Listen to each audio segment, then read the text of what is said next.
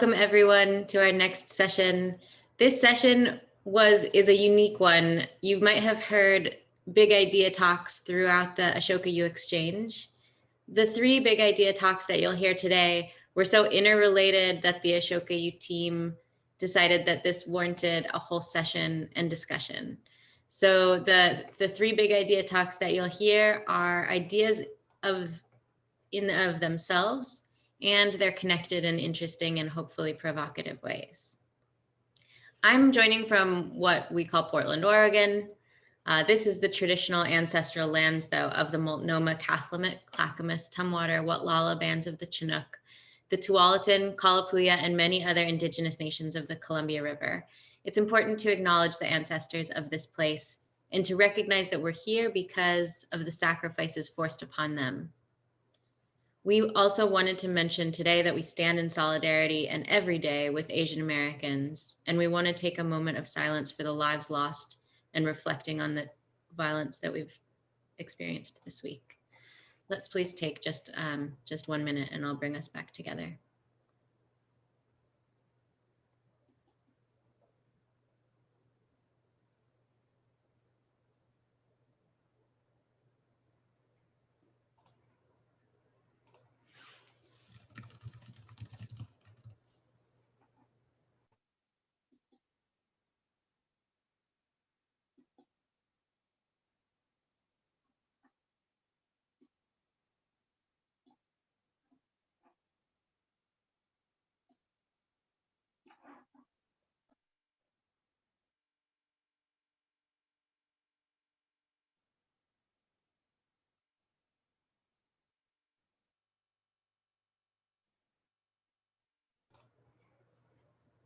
Thank you, everyone. And for those who are just joining, the three big ideas that you'll hear today are big ideas in themselves, and they're interrelated and interconnected in interesting and provocative ways. So this session has been formed to present the three big ideas, and following those 3 10-minute talks, we'll have a discussion.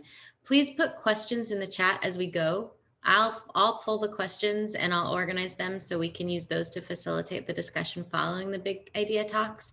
So as Padu talks, for example, this morning, you can add a question for Padu's talk and followed by Todd's and Alastair's. So I'm pleased for our first talk to welcome Professor Padu Seshaiyer on becoming an agent for change from context to competencies. Padu, please take it away. Thank you very much, Abby, and thank you for everyone coming to this session.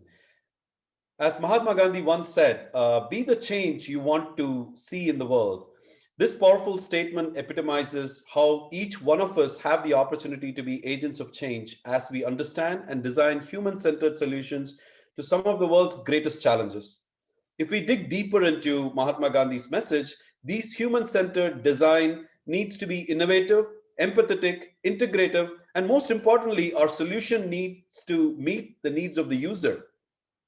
Now, there are several global challenges as proposed by the United Nations Sustainable Development Goals 2030 that include poverty, inequality, climate change, environmental degradation, peace and justice, and much more. And they all provide an authentic real-world context. Now, around these contexts, administrators want to build multidisciplinary and innovative programs and initiatives. Around these contexts, educators want to provide engaging instruction and pedagogy through curricular and research initiatives. Around these same contexts, students, many of you who have joined today, want to be able to participate in a meaningful learning experience that is not only providing a content-based education, but also a competency-based education. Now, whatever your role may be, you have the opportunity to become an agent of change by embracing the real-world context. I want to share with you a story about a real-world context I was personally engaged in as an educator a few years back when I was working with a group of students and educators in Arusha, Tanzania, in the continent of Africa. One of the biggest challenges this country, along with many others in sub-Saharan Africa, face is poaching that has been threatening wildlife conservation in Africa. Elephant and rhino populations have been dwindling over the years. In the last decade, it has been estimated that anywhere between 10,000 to 25,000 elephants have been killed in Tanzania each year for their ivory tusks, and the number of elephants have steadily fallen by more than half. Now, whether it is to go after crime syndicates that may be fueling such poaching activities or spend millions of dollars on weapons and anti-poaching forces to stop poaching, this problem for me was an important real-world context that provided an opportunity to understand and potentially design and develop some practical solutions. Now, the problem was a great example of the United Nations goal SDG 16 that provides a rationale for the need to promote peaceful and inclusive societies for sustainable development, provide access to justice for all, and build effective, accountable, and inclusive institutions at all levels. Such projects also provide opportunities to prepare students to join the next generation of STEM, science, technology, engineering, mathematics workforce with specific 21st century lifelong learning skills to help meet modern society's most critical needs. So as I led this team of students and educators to design and test potential solutions using STEM to solve this real world problem of poaching, I was always mindful of the space that we as educators need to provide students. Now, we live in a world where we need to respect that students are not just consumers of education, but they are producers of information. And it is important for educators listening to me today to grasp this paradigm shift to move beyond just teaching students what we know, but to engage them in what they want to know. So to help them understand the problem better, I engage them in a user-centered design thinking framework, which includes an iterative problem-solving process of discovery, ideation, and experimentation. Now, this approach employs a variety of design-based techniques to gain insight and yield innovative solutions to real-world challenges such as poaching. To have the students and the educators experience a true user-centered approach, they were introduced to the important steps of empathizing with the user, defining the problem statement, ideating creative solutions, prototyping accessible ideas, and testing a product. Now, the students quickly learned to discover new competencies, including collaboration, communication, critical thinking, creativity, through brainstorming, hands-on building, technology-enhanced learning, and community-engaged activities. Now, my personal goal in this journey was also to take them through this educational experience to help them become change agents with interdisciplinary interest and entrepreneurial streak, empowered to break down disciplinary boundaries for creating innovative and impactful solutions. Now, after a quick identification of needs assessment through an empathy study, the students and the educators were able to define a variety of problem statements, including how to catch the poachers killing the elephants, to how to distract the poachers, or where do they typically attack from, or when do they attack, and many such questions. Through effective brainstorming strategies and some data collected from surveys in the empathy phase, they were able to process and synthesize in order to form a user point of view to address the problem, which they identified finally as how to catch the poachers. Now, with that problem statement defined, they went on to the next step of ideation that allowed the opportunity for students and educators to explore and generate a large quantity of divergent possible solutions, allowing them to step beyond the trivial cookbook approaches.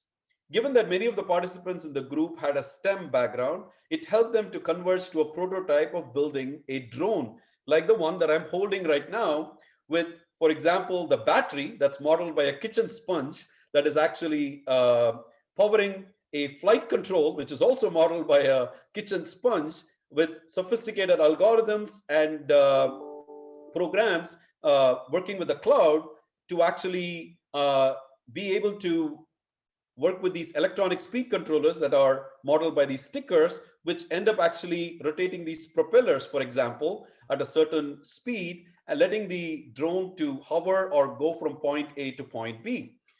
Now, this was a prototype. Of course, this is only a prototype, but it gave us all the insight we needed to indulge the students to build a real drone.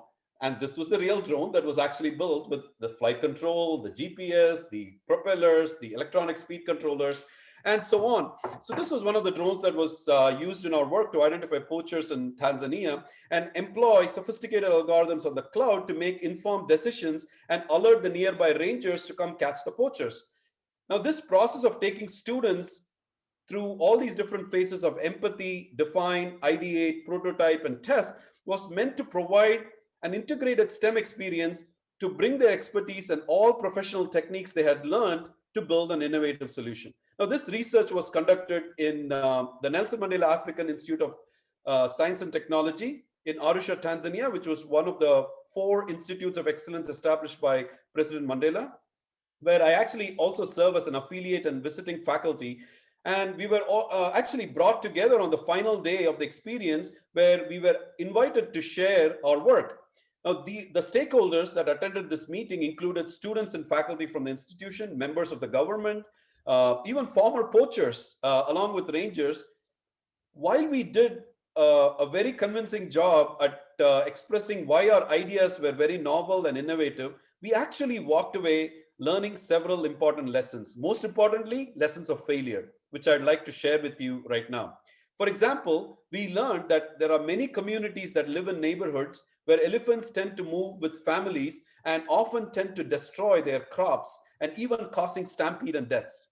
So a faculty asked us and informed us, if the facility can only hold 200,000 elephants and there are 50,000 additional elephants, then it becomes a threat for the nearby villages and people. So many locals did not see any harm in killing the additional 50,000 elephants, who could not only harm them, but also could serve as food to many that were really in need. Another important lesson we learned was that a majority of the poachers were indeed the rangers, which was very disturbing to learn. And that made us think and reflect, where did we go wrong in the whole problem solving process? Here we were trying to be change makers and trying to solve a problem for the user and trying to create awareness of unintentional harm. We thought we identified the real world context. We applied all the steps of the educational framework, design thinking religiously. And now we find this new information that we did not know before. So we did all this and even built a real drone, as I was telling you, only to find out that many poachers were actually within the group that we completely missed. They helped us to realize that we failed in assessing for human element through the very first step of design thinking, which is empathy, that involves taking input from the users to define the problem statement correctly. They helped us to realize how we should ethically design and execute systems change.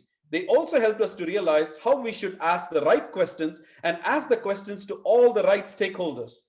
While the main goal of this project was to build lifelong learning experiences, including communication, collaboration, critical thinking, creativity, through a multidisciplinary problem-solving approach, there was even a bigger lesson we walked away with: learning. That is, to learn to walk through our blind spots in our design process, especially during the empathy stage, learning the importance of leading with ethics when it comes to change making to address global challenges, and finally, learning to embrace failure and realize that with every failed experiment, we are one step closer to success. So in closing, as we all embark on this forever learning journey as agents of change to build competencies from real world context, it is important to learn the overarching message that no problem is what it seems. Thank you. Thanks, Abby. Thank you, Padu. What an incredible story. There's so much in that I look forward to discussing. For our next big idea talk, I'm pleased to present Professor and Program Director Todd Cherner. His presentation, Flipping the Program of Study, Custom Fitting Coursework and Internships. Thanks, Great. Todd. Thank you, Abby, and welcome to everyone who's attending today.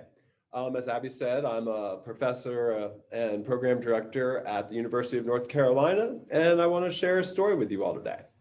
So I love higher education. For all its kinks, wonkiness, and wonders, higher education has fascinated me as a student and faculty member. And lately, in the last few years, I've noticed a trend that I want to use my time to explore with you all today. And that trend is innovation. When we look across higher education landscape, I believe we're seeing an innovation movement, and universities are hallmarking their investment in innovation with centers, academic and certificate programs, venture labs, and campus events dedicated to it, along with the closely related field of entrepreneurship or entrepreneurial education. Now, don't get me wrong, I think this movement's great, as I direct a program called the Masters of Arts in Educational Innovation, Technology, and Entrepreneurship, or MIGHTY for short, right? So the challenge to me, however, is that these terms, innovation, when we have these efforts, it's really hard to put our collective finger on exactly what innovation is and the outcome for our students, staff, and faculty who engage it as learners, researchers, and leaders of innovation within their context. For that reason, my talk will aim to unpack innovation in the context of higher education and the educational industry.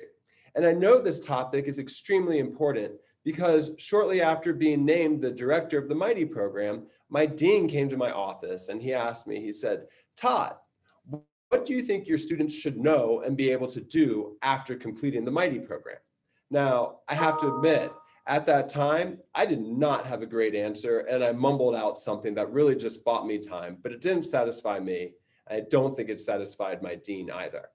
Now, after studying innovation in my role for the past few years, I want to share what I have learned while leading the MIGHTY program, and hopefully it'll help build our own understandings. In addition, I want to conclude by offering my now response to the question that my dean asked me a few years ago.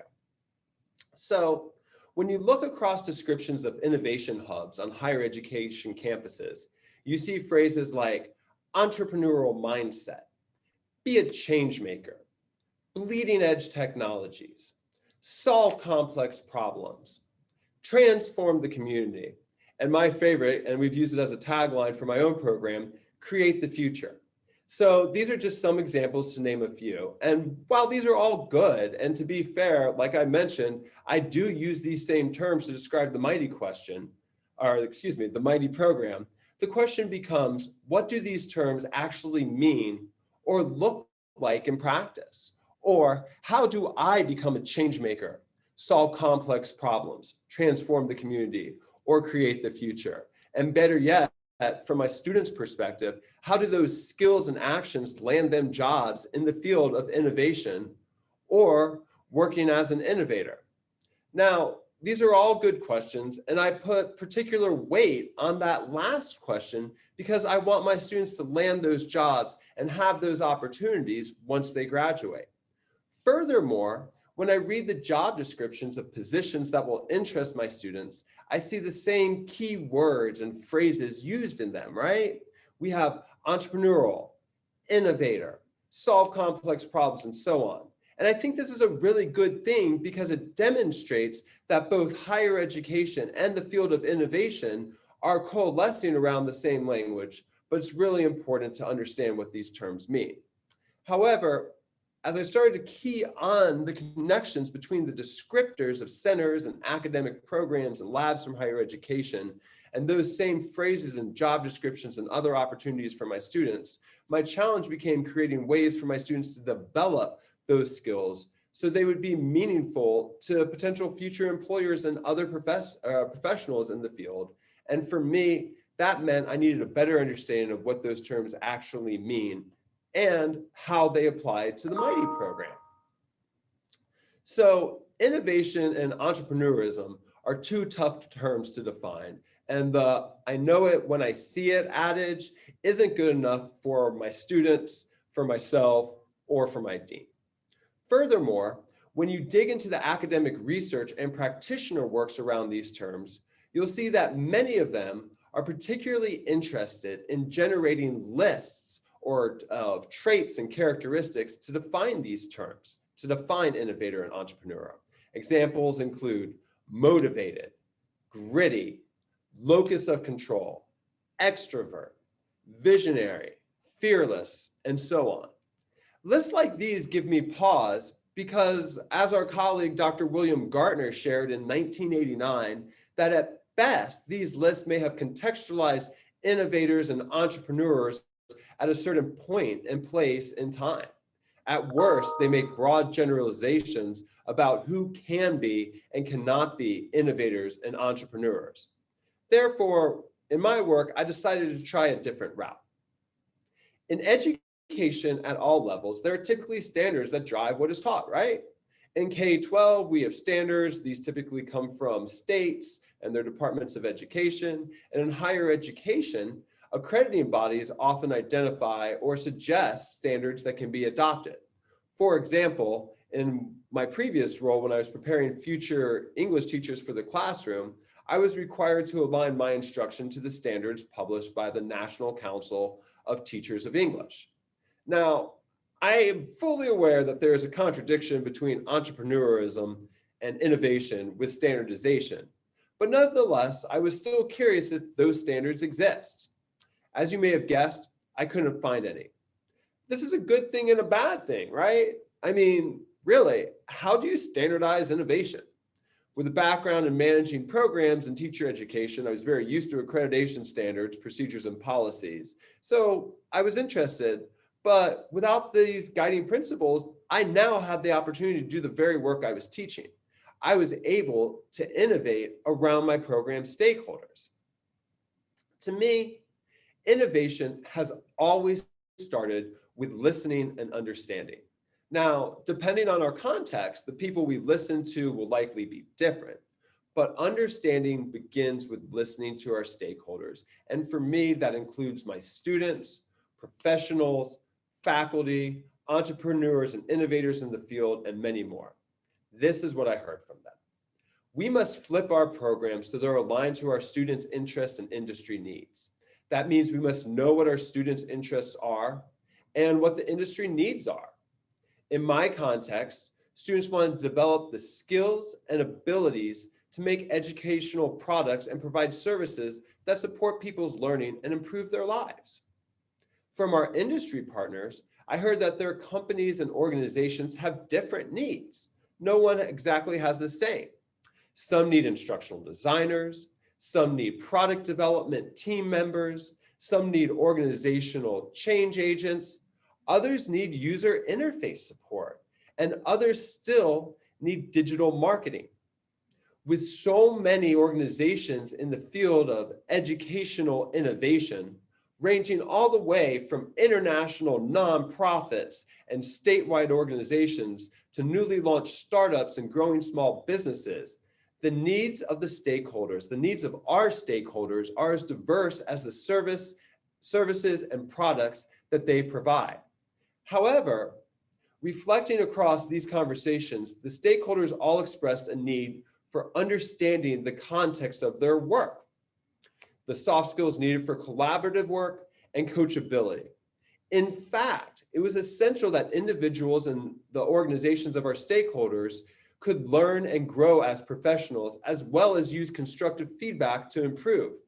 I remember one really great conversation I had with the leader, and the leader told me, he said, "Todd, if you can't coach them, you can't win with them." From these conversations, I learned that there is not a right way to prepare students for careers in the field of educational innovation, though there are wrong ways, and I think that's another big idea talk in itself. If we are to prepare students well, we need to talk with our on-campus and off-campus partners and ensure alignment between the expectation of those two groups and use that information to guide our programs. So, going all the way back to my dean's question that spurred on my quest when he said, "Todd, what do you think your students should know and be able to do after completing the Mighty program?" If he were to walk through that door and sit next to me, I would tell him this. I would tell him our students must be able to deeply study and understand problems and challenges from multiple perspectives before planning, developing, testing, and then implementing their response to them. I would tell him not only do our students need to know how to use today's technologies, but they need the growth mindset to understand and use tomorrow's technologies. Our students must have a foundation in business operations so they can join, partner with, sell to, and even compete with for-profit and nonprofit companies and organizations. Our students must be able to fail forward and improve based on feedback. Our students must be knowledgeable about educational research, science, and evidence-based practices and apply that knowledge.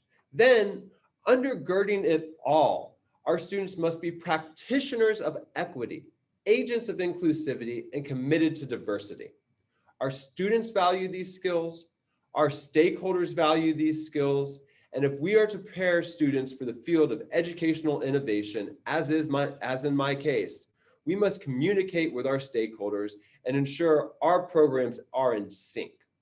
That way, our students will be industry ready when they leave our programs and enter the field. By unpacking the language we use to describe our field, it identifies the skills, abilities, and mindsets our students will need as they become the next generation of innovators.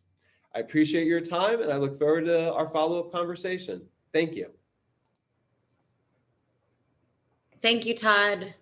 I wish we could have like a cheering track, like a clap track after each of these presentations. I'm sure that everyone is clapping in their own places right now. I hear it in my head, Abby. Good. Thank you so much, Todd. And for our next big idea talk, I'm so pleased to present Alastair Robertson, professor presenting Evidencing the Value of Higher Education, Going Beyond Metrics. Thank you, Alastair. Thank you very much, Abby. So I'm just going to share my screen. So I just want to begin my talk with a bit of an anecdote. I was particularly interested in this work that I'm going to talk about in a project a couple of years ago, and it just so happened that my son was choosing which university to go to. And it was really interesting. Here's my living case study. So first of all, how he based his initial choice was on sort of publicly available information. So that might be looking at university league table status. It might be looking at potential, student satisfaction or graduate earnings. And then he got to a short list of about 3 different universities, and we went on some away days. And I'll never forget the first away day. In the morning, we were having breakfast, and I said to him, "So Ian, tell me what you want to get out of today. What are you looking for? What's going to make a difference when you're thinking about the university that you want to go to?" And he said, "Well, actually, it's all about, I just want to know if I'm going to fit in. It's that sense, can I see myself here? What do I think of perhaps my prospective lecturers or the other students?" Or it was a lot of those so-called softer side of things that were just so valuable to him as a prospective student. And I think for me, that's the nub of this, is that actually, just because something can't be easily measured by metrics alone doesn't mean that it's not valuable or it doesn't have tangible consequences. So in this case, my son Ian was really interested in those intangible aspects of a higher education, but they had tangible consequences because it drove his university choice. And in the UK, and certainly in Europe, and I imagine in North America, there has been a lot of emphasis recently on how do we measure teaching excellence. And this has been driven by, I suppose, policymakers and public accountability. And in the UK, we have particularly focused on, for example, student satisfaction. So there is the National Student Survey, and also graduate earnings. And that, for me, particularly the graduate earnings, is highly problematic because it suggests that a higher education experience is more valuable to a young person if they, say, go into a high earning career, such as, I don't know, banking or some sort of finance or medicine or whatever, rather than say, are we saying that students who perhaps go into the third sector, voluntary sector, or sort of any public sector work, is that less valuable? Have they had a poorer student experience? Are they contributing less to society? So this for me is highly problematic. And as I say, there's been a lot of work in the UK also on this notion of learning gain, which is effectively the value added of higher education. And sure enough, the UK government spent millions of pounds on this. And guess what? It was deemed to be quite complex and messy and didn't boil down to numbers alone. So my point here is I'm concerned that maybe higher education might be falling into this so-called Mcnamara fallacy trap. Now, for those of you who don't know, Robert Mcnamara was a Ford executive back in the I think it was probably the 1950s actually, and this man was a lover of numbers, and he was also the US Secretary of Defense during the Vietnam War in the 1960s. And basically, the Mcnamara fallacy trap is to rely on and base decisions solely on that which can be easily counted. And the danger is that not only do you rely on or exclude those factors which can't be easily measured, but actually you value only those points which can be easily measured. So that's really what the Mcnamara fallacy trap is. And my concern is that actually higher education could fall into a similar trap if we are relying on metrics alone. And I think one point, and this is a really important point, I'm not saying that metrics aren't important. I think the danger is if we try and measure the value of a higher education experience or measure teaching excellence on metric proxies alone. And a couple of years ago, as I say, we did this project with a couple of colleagues, and I was interested in a couple of things. One was to identify what sort of so-called intangible aspects of higher education were important to them in their role, and was also interested in developing a process to allow universities to evaluate their intangible assets. And for example, this was used to help institutions prepare for quality review or redesigning their programs or perhaps their services to students. And we ran about, oh gosh, it must have been about 20 different workshops all over the UK involving a range of academic staff, students, and administrators. And we asked them, first of all, as I say, what were the most important intangible assets for them? Then we asked them, how was it valued in their institution? And what evidence did they have for that? And we created this process. This is the so-called evidencing value framework with 4 different quadrants: systems and structures, resources, core education support components, and ethos, culture, and identities, and the intangible asset in the center.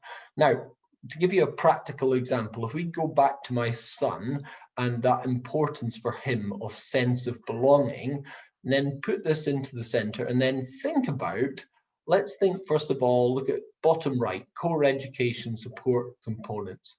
How do we instill a sense of belonging in the way that we teach, in the way that maybe we induct our students into the university, into perhaps the assessments that we give our students? So do we offer, for example, is it all about individual essay writing, or do we do much more sort of collaborative, authentic type assessments, which Padu and Todd have been talking about? Fantastic talks that we've just had. It was so relevant to this notions of sense of belonging. And I also think about resources. What's the design of our campus? What's the design of our learning spaces? Is this all aligned towards sort of creating that sense of belonging, or is it sort of very much focusing on individual students? And really, when I've been reflecting on this, actually in the last year with COVID, it is maybe all the things that perhaps we value that came out of that project, that our staff and our students valued, that we as universities have been struggling with.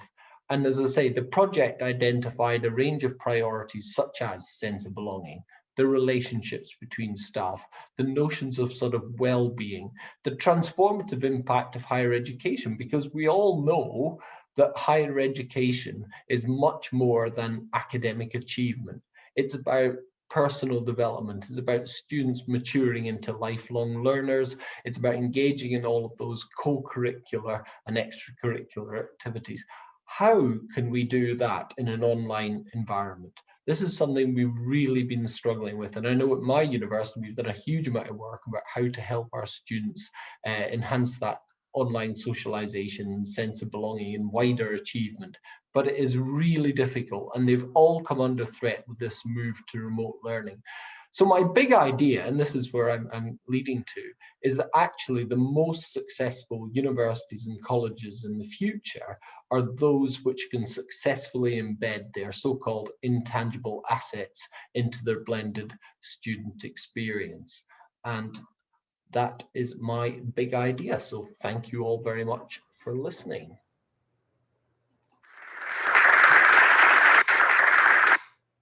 Did it work? Did you hear my clap track? I did. Thank you, Abby. Oh man, I really tried hard to make that happen. Sorry I didn't in time for yours, Padu or Todd. I'm going to do that every time now we have a Zoom session after somebody talks. Awesome. Well, you know, folks, if you're in the Zoom app, I welcome you to share your video. I don't think you can if you're joining through Attendify, but no worries one way or another. Feel free to add your questions to the chat and I'll incorporate them into our discussion now. So obviously there's connecting themes between these talks and one overarching one is just the changing nature of higher ed, not just the nature of it, but how we must change it. So not passively changing, but we are actively changing higher ed.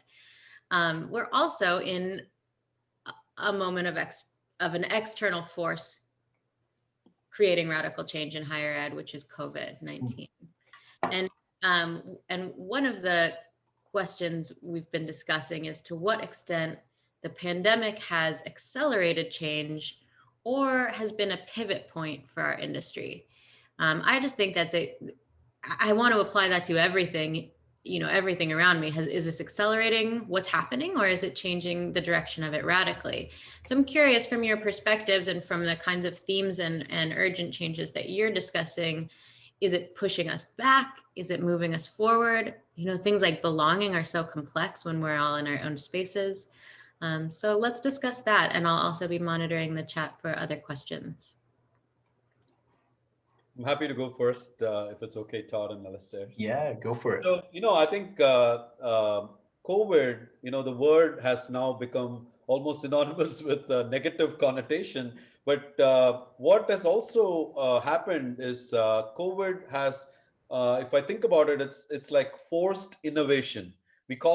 We have, like Todd was saying, or, you know, these terminologies that we are trying to understand, disruptive innovation.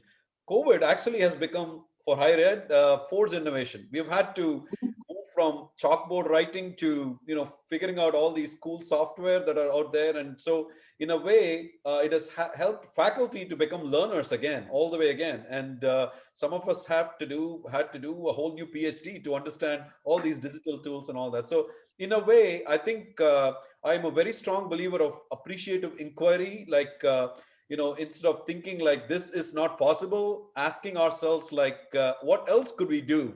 You know, and I think that type of an approach is always a good thing, and especially during COVID, what else can we do? And I think that that what else is very, very important during this this COVID era. It could be impacting learning, it could be impacting products that we are developing.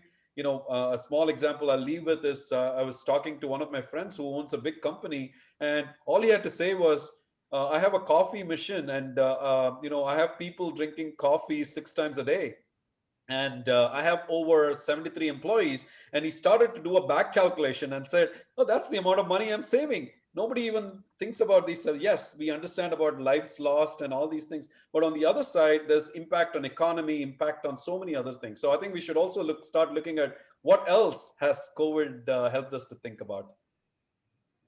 Really good points, Padu. Kind of thinking from it through my lens. So I straddle both the field of education and also the field of innovation, right? And there's a very business component to it, and I'm situated in higher education. And so I'm an active member of my School of Education here at UNC. And, you know, I don't want to overlook the tremendous impact COVID has had on people's lives, on the community, on the family, on the way we interact. Because I think first and foremost, that's on my mind, right?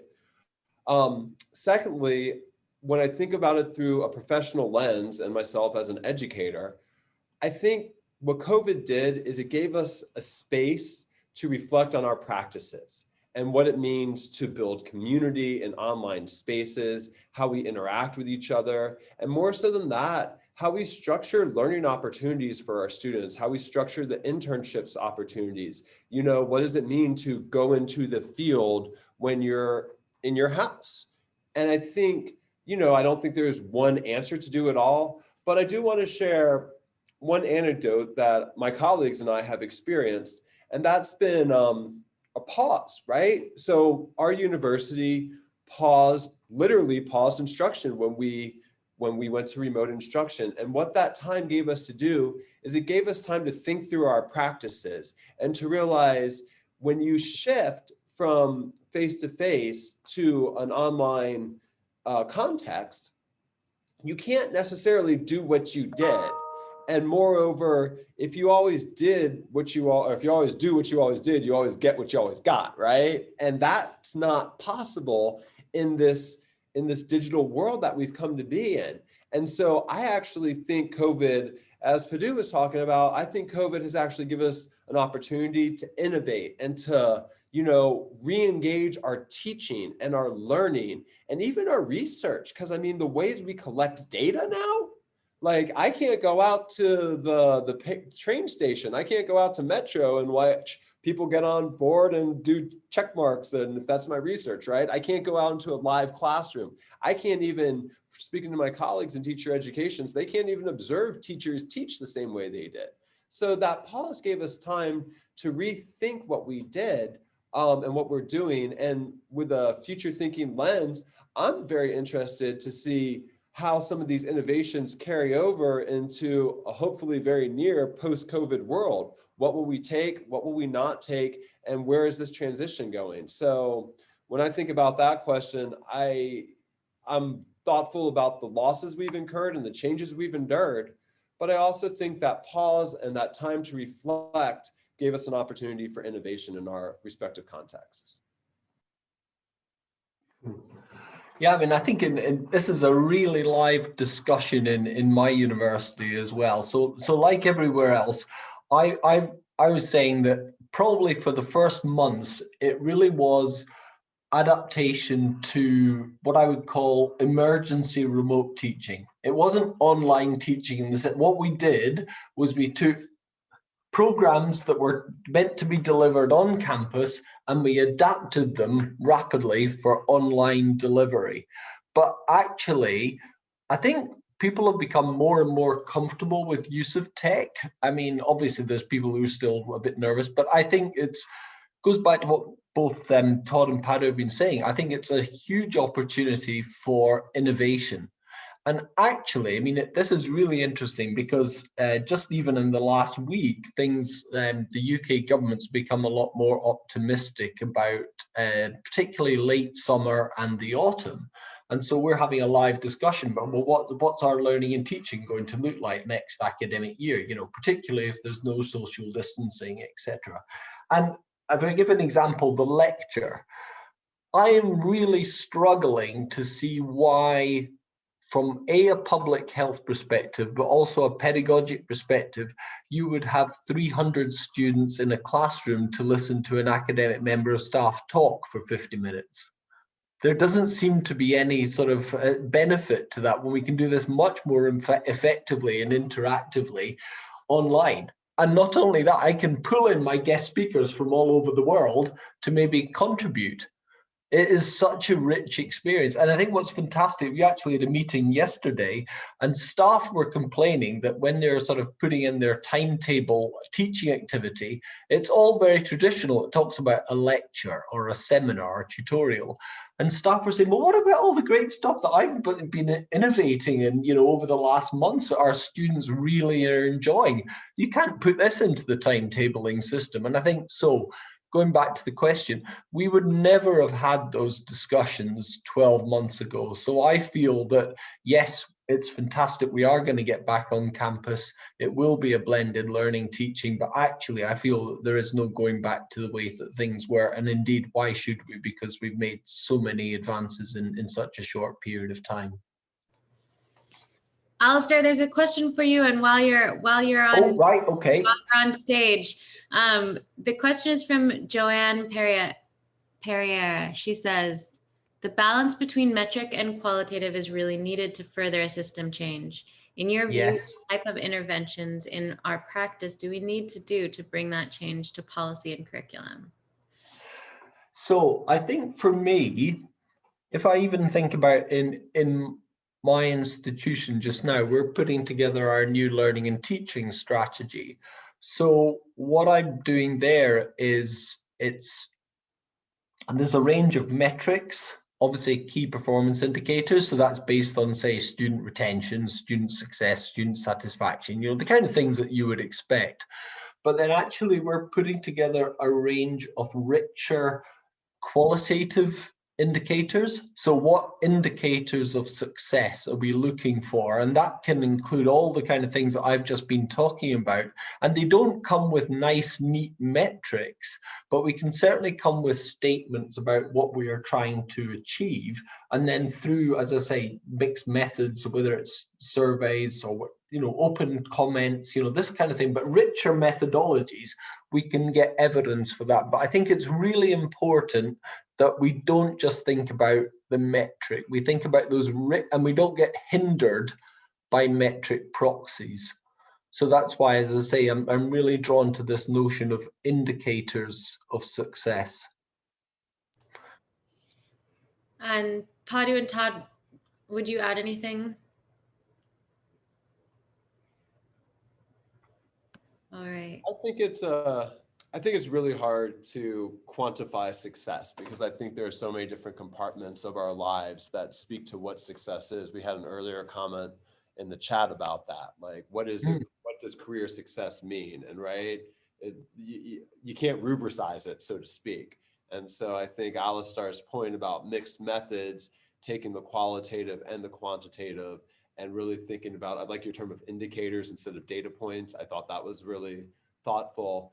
I guess the concern that I have is acceptance of those, right? Because we come from very quantitative cultures. Like an A is 94 to 100, a B is 85 to 93, and so I think there is a culture that's built around quantification, and I think that's a barrier that we hit, right? And in the research community, I've noticed that mixed methods is becoming is gaining a lot of ground because it kind of balances those two a bit, but still needs to be done well. So I'd be curious to hear what you have to say in response to that, Alastair. Well, I mean, again, just to give you another example, Todd. So in my university, we have these so-called graduate attributes. So these are things like entrepreneurial mindset. We've also got systems thinking. We've got resilience, well-being. Well, actually, they are all intangibles. You can't just measure them by saying, well, what are our graduates earning when they go out into the world of work, or what's their student satisfaction? So that's where I think the challenge is, that we say these are the kind of the attributes that we value in our students. Well, we've got to think about some indicators, some qualitative indicators that will, as I say, what does success look like? How are we going to evidence this? And I guess that's one of my key points, is just because something is intangible doesn't mean that it can't be evidenced. But the universities clearly place value on these things. But if you go to the KPIs, they're all based on student satisfaction and graduate earnings. And there's a disconnect there with our intended attributes. And your point about that value added you made during your talk speaks to like that tension, right? Yeah. And especially when you talk about, competencies, right? Communication, collaboration, versus student success and student retention. I can actually count and say this many graduated, and, so you have those counts for it. But then collaboration and communication also, I can say this many students actually participated, this many. But then when you start to move on to things like creativity and critical thinking, what's a rubric for creativity? How do you assess creativity? So it's easy to say certain things like, oh, we want students to be creative on a level of what, so, and we educators don't know how to actually assess that. And and especially with COVID, now it's one notch higher. Like, how do you assess creativity digitally, right? So, and what is the measure for that? So it's a very fine balance on this terminology and what can be assessed and what how do we do it. Yeah. So yeah. I have to plug the Ashoka U publication that is, I can't remember the name exactly, but it's around measuring social impact with changemaker education. And Portland State has, where I work, has an article there because we took on a project throughout one of our programs where we asked students to do a self-assessment throughout the course of the experience. And so it was from beginning to end, and it had a self-evaluation that was on a scale. So it did in a way quantify their changemaker attributes, but as they assessed themselves, not as we assessed them. So that was an interesting experiment and didn't have dramatic findings. Like throughout the course of this experience, their self-assessment in the areas that we were inquiring didn't change much, but they did change slightly. And in some areas, we found that there was more we could do to encourage at least their confidence in those areas. So that, so go ahead, finish your thoughts. No, that's okay. Go ahead. No, I think what I like about that is the self-assessment. Of course, how I assess myself would matter, but then as I grow towards building something or just building something in me or building something for the user, I think that's a really good thing. And I understand why you may have not gotten the strongest results and all that. Sometimes I've felt like as educators, there's that space where there are students, and then what I've noticed is if you put another student mentor or sounding board, it seems actually a much better model. Like, you have somebody in between who's not the educator, who's not the faculty member, but it's another student who has gone through that experience, and actually they are better sounding boards. They confide in them but better, and I've seen the results become much better that way. So just something to point out. So I'm really drawn by that as well. Sorry, I was just going to say there's a lady in the UK called Michelle Morgan who's done quite a lot of work on this, where a lot of student surveys, or like there's in America, I think there's the NSSE, the sort of National Survey for Student Engagement, but it tends to be sort of focused more towards the end of module. And so she'd done a lot of work with her students where she did, like you're describing, Abby, almost like a self-assessment at the beginning of the module, where students were maybe asked to rate their confidence, but also what they were hoping to learn or achieve through this module, so right at the outset, and then they would do an end of module survey as well, and then just sort of tracking the difference. So yeah, I think there's a lot in there. I'd be really interested in hearing more about your colleagues' work. I'll put a link in the chat to the publication from Ashoka, because it has a collection from a number of Changemaker campuses. So I want to go back. The topic of our conversation is really around the workforce and this question of reskilling and upskilling in universities we haven't touched on much. So let's go there. It's also related to Susan Sanning's comment. So Susan says, one of the things we're doing at Grinnell to expand the concept of postgraduate success is to redefine career. Rather than simply a series of jobs, we're now claiming that it encompasses the entire ecosystem of one's personal, professional, and civic aspirations. This has allowed us to help students expand how they can articulate the transferable skills learned through curricular and co-curricular change-making and innovation experiences. So I'll give you a chance to respond to that, and then we can segue into our question about what are we learning about reskilling and upskilling, and how will that change higher ed?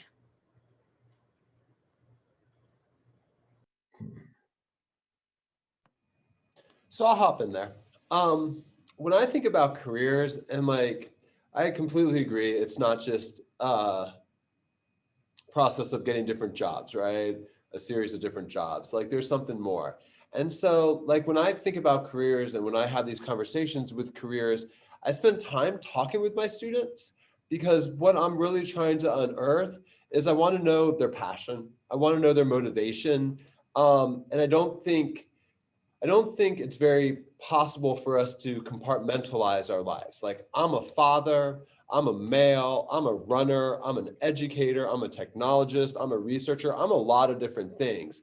And they don't fit neatly in these different buckets. So going back to that comment about how our careers overlap into our different elements of life. I agree with that, but when I think about this and I think about working with students and I think about them joining the workforce, to me, it's to really identify the passion and the type of work that they want to do. And then as the advisor, as the instructor, as the program director, I think it's really important to say, okay, here's this network of people, not a job, not a company, but this network of people, this community who share your passion. And when you're able to start connecting your students into networks based on passion and based on how they want to be in the world and the work that they want to do in the world, what I find is they become more resilient, more motivated, more eager to really go down that path. And I think that's really important. I know when I started my career, I became a high school English teacher. I wanted to be a high school English teacher. And that was my passion. But I was matched with a job. And I think that's important. My passion has continued to be in education. It's moved into educational innovation, but it's rooted in education. And I talk about that in the different compartments of my life that bleed over into one another. So going all the way back, yes, I deeply believe in careers, but I think we need to go a level deeper and discover our students' passion and their motivations, and then connect them into networks and communities. And that's how I go about that in my role.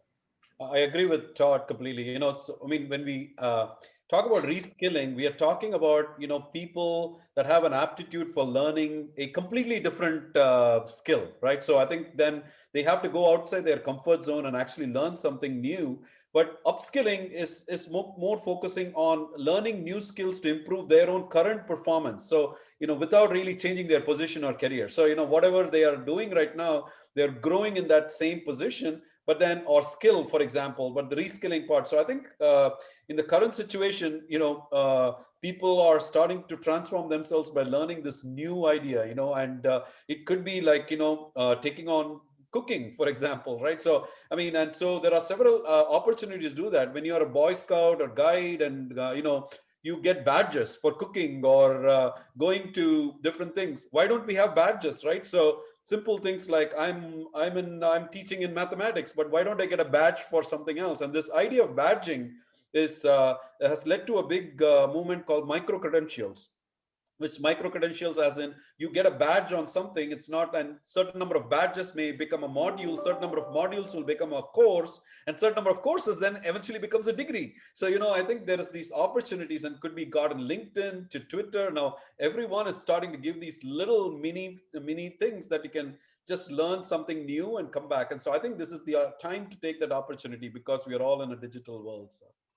Yeah, I was going to say very similar, Padu. In fact, we've got, there's a raft of opportunities. There's sort of enrichment. So, for example, our students who might be, I don't know, maybe they're doing nursing or something like that, but they want to do an optional micro credential on data science or artificial intelligence or something around climate change. But there's also, we can also do sort of targeted CPD for the workforce, because if your average student is, say, 50 years career, multiple career changes, they're not going to want to do umpteen different master's programs. Instead, maybe 20, 30 credits on targeted modules being offered by university is really what they need. And then, as you say, Padu, you've got the opportunity to actually stack those into some kind of a qualification. So it's actually the learners in charge, actually, rather than take a pre-designated program. They say, well, I'll take this credit here and I'll take this credit here, and then I'll get a postgraduate certificate from here. So I think it's opening up lots of really interesting opportunities. I think it's challenging, though, to university sort of degree structures and quality assurance systems and everything, which is all geared towards programs. So again, I think this is going to be an area of growth. It will be competitive, of course, particularly with the online environment. And I think there's an interesting aspect on this, thinking about my university. It's got very strong local community engagement, And with the pandemic and all the sort of economic disruption that has had, how can we support the local community? So it's not just about full-blown degree programs. It is about those sort of bite-sized chunks of higher education that our lifelong learners will want to dip in and out of. That connects in an interesting way to Leslie Paulson's comment here. I wonder if it is more about finding a larger role in society instead of a job. So it does not always align to financial gain. Back to Alastair, your point about a more well-rounded enrichment. And I wonder then if it's not just one very narrow job that would correlate with one narrow academic pathway. If we're choosing a more eclectic pathway or a more tailored pathway, it could lead to a more holistic role rather than just a job. Yeah. Leslie, I'm so curious, do you have any roles in mind, or is there a role that you can imagine? I mean, I'm thinking of us, like educator could be a role that's, that's more, could be more widely defined. Like, I'm not a professor and I don't have a PhD, but I run academic programs. So understanding myself as an educator could be more expansive than understanding myself as a professor. Mentor. Yeah. Thanks for helping me think that through. I was just thinking about, if we're doing stackable micro-credentials as the way of the future, you may not end up with a title that gives you a title in a job, but you may end up with skills that allow you to become a huge influencer in making change in your society. You could be a housewife or husband at home with kids, but you may be doing micro-credentials on the side, and with that you become a community member that helps solve an absolute situation. So your role in society maybe is, I just think career is so, for me, and maybe that's my limitation, but career to me still sounds so economic, and I just wonder how we can change that broader scope to influencing society through a role. And yet career and jobs are part of that role, but not necessarily, not for everyone in society, I don't think. That's sort of what I was getting at.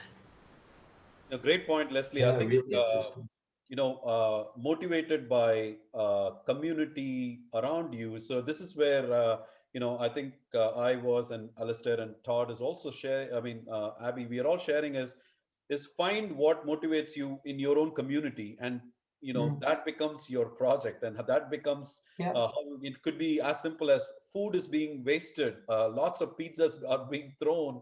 I mean, I saw my daughter tell me, like, one of the pizza joints that we went to, like, they just put all the pizzas into the trash can, and she was very, concerned, like, can we give it to the DC? Can we go and give it to a shelter and things like that? And the first thing that they told us is, no, you can't do that because it can be legally, it's not a right thing to do. And so there are all these barriers there, and then that became a hunger project, and so the students in schools started to take on it and try to figure out how they can actually work with data and learn more about my own county, Fairfax County, and they figured out things that nobody knew, like how many people go hungry, children go hungry, and how many kids actually come to school just to have that hot meal. So I think those types of findings are very rich, and then that helps to make data-driven decisions by the policymaker. So I think it's finding that community niche and then trying to understand how we can make a small impact in that. I think that makes it personal. Padu, what strikes me about what you just said, I'm thinking about if a student was reflecting on their own changemaker skills, like we're discussing, having done a project like that, what the difference might be, in the confidence if they had identified a challenge and gone through, speaking with community partners and policy advocates, rather than if they had read a report. I think that's and one of the biggest skills, as I was telling you, which we don't do very well in higher education, I have to say this, is teaching about failure. Why failure is so important, and there are disciplines like engineering discipline, it's more design based, like you build a little bridge, break it, and then see if it is working, and then build another bridge. So there is that design based thinking. scientists are more inquiry based. Like, I can't break a microscope and give you another microscope. So, it is very important for that type of, so higher education. One of the things that Alastair said, it's hard to break those traditional programs that are already there, and now we have to change it to, speak to the community projects, and how do you bring that back? So it's more about transforming from, here is the programs, let's create change makers, right? Or solve problems in the community, to, here is the problem in the community, let's create programs. I think that reversing the philosophy is very hard for higher education. And that's exactly why I think there needs to be a big change. So I really like that. I mean, I must admit, in my institution, I'm sure it's the same, but whenever you have ideas on, so for example, just now we're going a campaign on anti-racist curriculum. But, one of the things that some programs will say is, the curriculum, there's no space in this, we've got professional body requirements and, blah, blah. But it's that change in mindset that's required. And actually, I've got this neat idea, which hasn't gone anywhere yet. But, if we thought about, so at Glasgow Caledonian, we're the University for the Common Good. It's all focused on social innovation. Now, wouldn't it be radical if we just said that all students had to do the same first year, and they all did collaborative inquiry on the big challenges facing society? So they all were involved in sort of projects on, say, whether it be social justice or climate change or anything like that, but just, they would come, we would put them in interdisciplinary teams. So they would come, say, as a computer games student or an accountant student or whatever, but mix them up, just like you did, Padu, with your project with the poachers, to work in interdisciplinary teams. Now, normally in programs, this occurs in the latter stages of the program, but actually I'm saying, well, could this be even in first year, as part of their academic induction in terms of ways of thinking about working together on complex problems to which there is no easy answer, because we've all struggled in society with all of these issues for decades. So it doesn't matter if they've got it wrong, because society hasn't fixed these issues yet, Anyway, it's probably a bit radical. Todd, not about this. Yeah, go ahead, Abby. I just wanted to give Todd a chance to chime in. Yeah, no, I think the idea of changing what a career means is very provocative. And we had a guest, Leslie, I believe, kind of put that out there. I think it's a balancing act, right? Because I don't think you can remove the financial component of a career, right? And I think renaming it, you're still going to have some sort of professional trajectory of some course. And I think there's a financial component to it.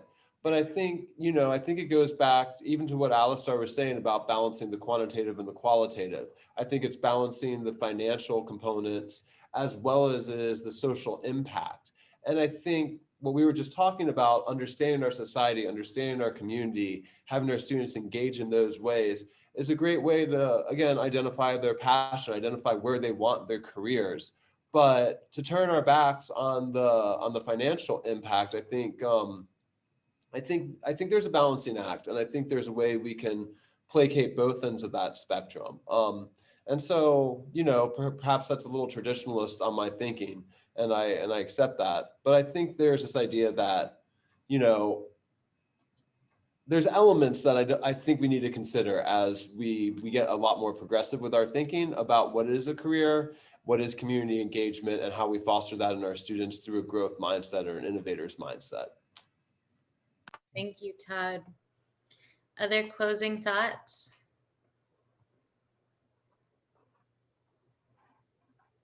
Anyone wants to go? Or I'll just share one comment from Leslie's just reiterating that it's the role idea. And she says, I really like the idea of starting with a problem for students to solve interdisciplinary, as it would help students to determine what part of the solution they might want to be a part of. Yeah, I think. Yeah. And then just one from Gabriela, who's at UPA in Mexico. We're also thinking that not everything has to depend on the curriculum. It's great to rethink that the curriculum has to bring our students the learning outcomes they will use to solve their problems in professional and personal life. So yeah, Padu, closing thoughts. No, so the great thing, I think they have hit upon the, we all want these students to come out as, critical thinkers and creative problem solvers, and, they communicate better communicators and collaborators. But then you have all these fantastic context around us. And so how do you actually take those context and create a good curriculum, and then create an integrated content, and then, how do you teach that with concepts and then actually develop those competencies? So in final thoughts, I think this is great that, I think it is time for us to look at our educational system and kind of move beyond, here is the content, go solve the problem, to here is the problem, let's find the content to do it. And if it takes adapting some of the programs and degrees and adding something to it, so be it. Wonderful. Well, that brings us to our time. And so the only thing I have left to say is this.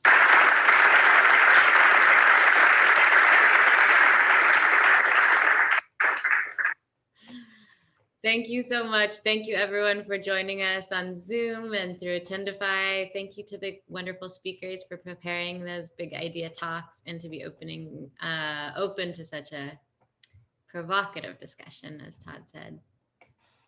That's perfect. Thank you all so much. Gabriella, nice to see your face. I wish we were together. Thank you. Yes. How are you, Abby? I'm good. I'm happy to see you. Okay. Me too. Thank you. Thank you to everybody. Thanks, everyone. Thank you.